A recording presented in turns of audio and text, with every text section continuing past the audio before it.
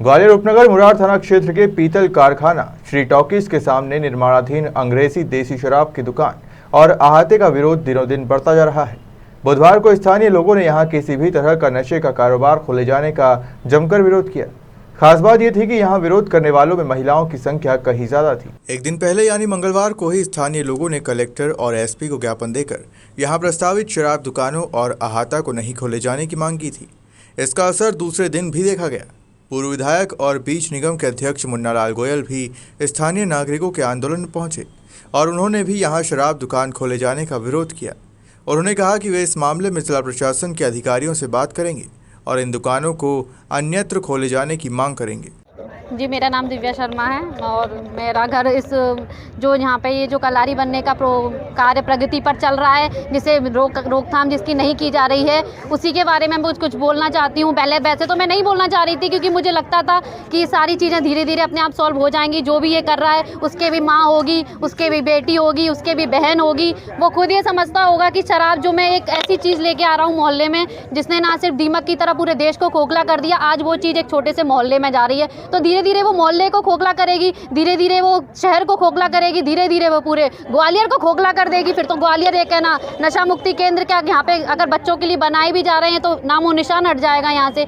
तो बस एक छोटा सा प्रयास मैं सभी से ये कहना चाहती हूँ, प्लीज़ एक मोहल्ला एक मोहल्ले की तरह ही रहने दो, उसे खुशहाल जीवन जीने दो, परिवार की तरह वो रहता है उसे परिवार में ही रहने दो। वहाँ पर इस तरीके की कलारी ना बनाई जाए, हमारे मोहल्ले को नशा मुक्ति रहने दो। प्लीज़ शिवराज सिंह चौहान से हो या जो भी नेता मेरी बात सुन रहे हो, वो इस बात का ध्यान रहे कि पूरा मैं सिर्फ अपने मोहल्ला ही नहीं पूरे हिंदुस्तान के लिए बोलना चाहती हूँ कि एक नशा मुक्ति भारत बन जाए। बस अभी मुन्नालाल जी आए थे, क्या आश्वासन दिया है? मुन्नालाल गोयल जी ने आश्वासन दिया है कि आप जो कर रहे हो बहुत अच्छा प्रदर्शन कर रहे हो, यहाँ वो कलारी ना बनने का आश्वासन देके गए हैं।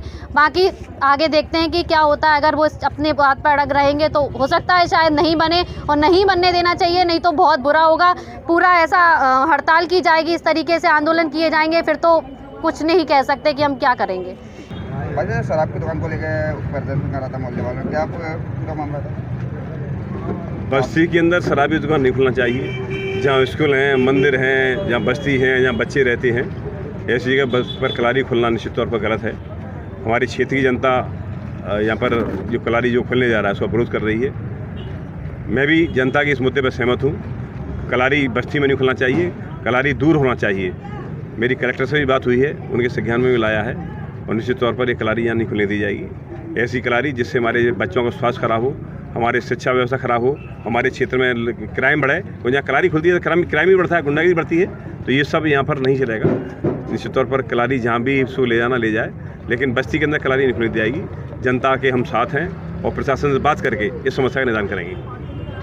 दरअसल इस बार दुकानों के छोटे समूह नीलाम किए जा रहे हैं। मुरार की अंग्रेजी शराब की दुकान को किसी ने हाल ही में ठेके पर उठाया है।